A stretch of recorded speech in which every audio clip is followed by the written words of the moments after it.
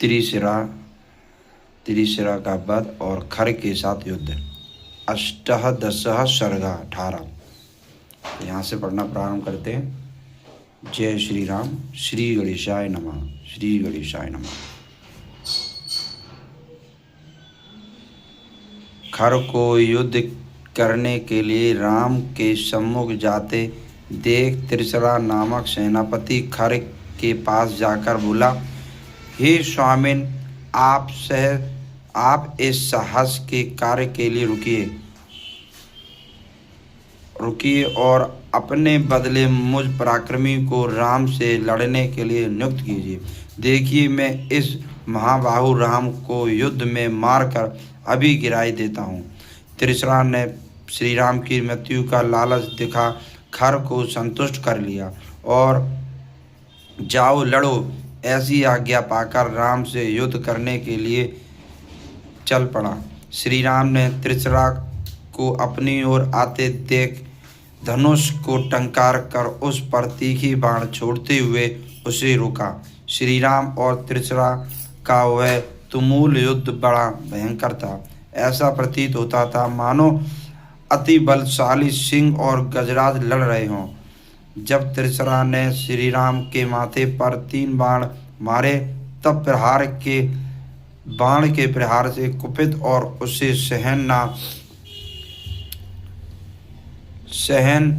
न करने वाले श्री राम ने क्रुद्ध होकर त्रिशरा से कहा, अहो, क्या विक्रमी शूर राक्षस में इतना ही बल है कि उसके मारे हुए बाण मेरे मस्तक में फूलों के समान स्पर्श कर रहे हैं।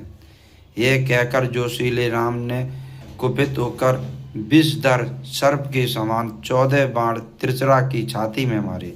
फिर तेजस्वी राम ने सन्नत पर्व नामक 4 बाणों से त्रिशरा के चारों घोड़ों को मार गिराया। तत्पश्चात श्री राम ने 8 बाण मारकर त्रिशरा के साथियों को मारकर रथ से नीचे गिरा दिया। 1 बाण मारकर उसके रथ की ऊंची ध्वजा को भी काट दिया। घोड़ों और सारथी के मारे जाने पर जब त्रिशरा रथ से कूदने लगा तब राम ने बाणों से उसके हृदय को विदीर्ण कर डाला और वह निश्चेष्ट हो गया। संग्राम में त्रिशरा और दूषण को मरा हुआ देख खर श्री राम के पराक्रम से भयभीत हो गया। उस राक्षसी सेना का और चुने हुए वीर राक्षसों को मरा हुआ देख खर उदास हुआ। फिर अपने कर्तव्य का निश्चित कर वह राम के ऊपर ऐसे ही झपटा जैसे पतंग अग्नि के ऊपर झपटता है। खर ने श्री राम के समीप पहुंचकर अपना हस्त लाघव दिखाते हुए महात्मा राम के धनुष को उस स्थान से काट डाला जहाँ से वे उसे पकड़े थे। तब श्री राम महर्षि अगस्त्य द्वारा प्रदत्त वैष्णव नामक श्रेष्ठ धनुष को उठाकर खर की ओर झपटे। स्वर्णमुख, स्वर्णपुंख और सन्नत पर्व बाणों से क्रुद्ध राम ने संग्राम में खर के रथ को ध्वजा काट डाली। तब मर्म स्थलों को जानने वाले खर ने क्रुद्ध होकर 4 बाणों से श्री राम के हृदय और अन्य मर्म स्थलों को वैसे ही भेद डाला जैसे भालों से हाथी भेदा जाता है। खर के धनुष से छूटे हुए बहुत से बाणों से लगने से श्री राम आहत हो गए। उनके अंग रक्त से सराबोर हो गए, अतः वे अत्यंत क्रुद्ध हुए। तत्पश्चात क्रोध में आए हुए श्री राम ने सूर्य के समान देदीप्यमान 13 बाण लेकर खर को मारने की इच्छा से उस पर छोड़े।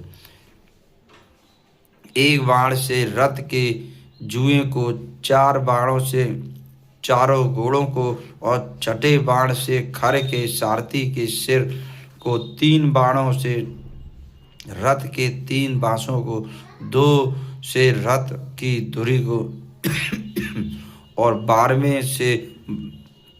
12वें बाण से खर के बाण सहित धनुष को काटकर इंद्र के समान तेजस्वी राम ने हंसते हुए युद्ध स्थल में वज्र के समान 13वां बाण खर को मारा।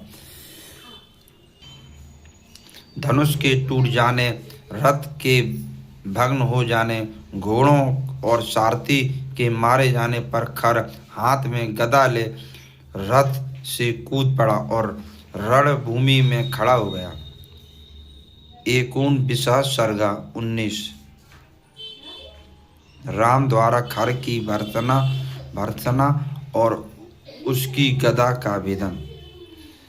रथहीन खर को हाथ में गदा लेकर रथभूमि में अवस्थित देख महातेजस्वी श्री राम ने उससे न्यायोचित और मर्म स्पर्शी वचन कहे।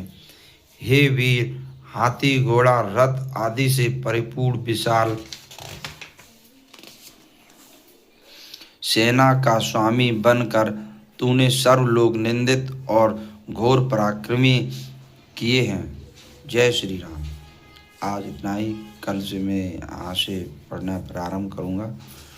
आप वीडियो को शेयर करें, लाइक करें और सबसे पहले चैनल को सब्सक्राइब करें। जो मैं वीडियो बनाऊँगा धार्मिक, सबसे पहले आपके पास आएंगे। जय श्री राम।